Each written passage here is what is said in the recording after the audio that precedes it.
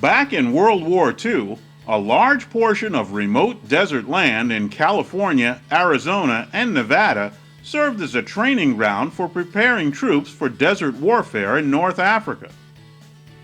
General George S. Patton was put in charge of what would be called the Desert Training Center and later the California-Arizona Maneuver Area.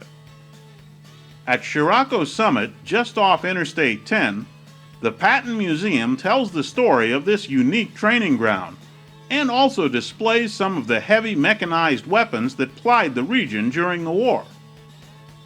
We made it our mission to explore some of the remains of these remote camps with our long-term Ford Expedition EL.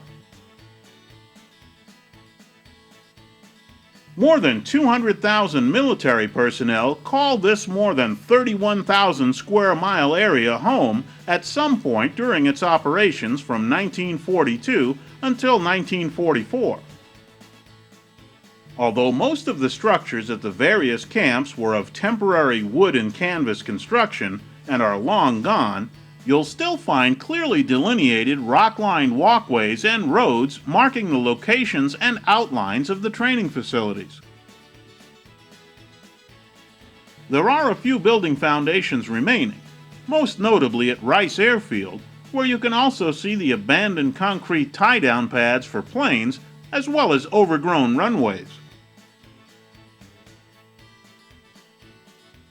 There are also a couple of stone altars remaining from chapels that were used when the camps were in operation. They remain in excellent states of preservation through the efforts of volunteers.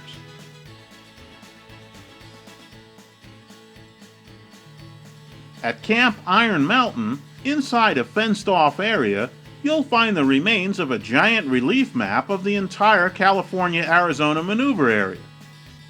Measuring 175 feet by 200 feet, the map was used to plan training activities for the troops.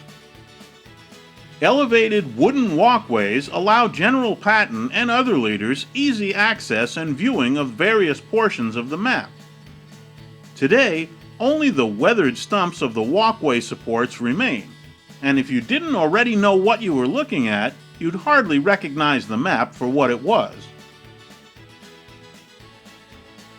Our Expedition EL was right at home, crisscrossing the vast stretches of desert sand and dust, and kept us cool and comfortable throughout our explorations. The Ford was sure-footed and solid over the varying surfaces we encountered, and needless to say, we had plenty of room inside for ourselves and our gear.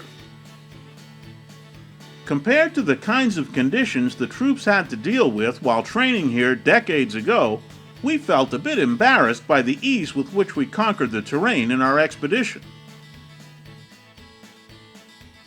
In any case, our trip reminded us once again that freedom isn't free, and we want to express our gratitude to all those who have sacrificed so much for the things we sometimes take for granted.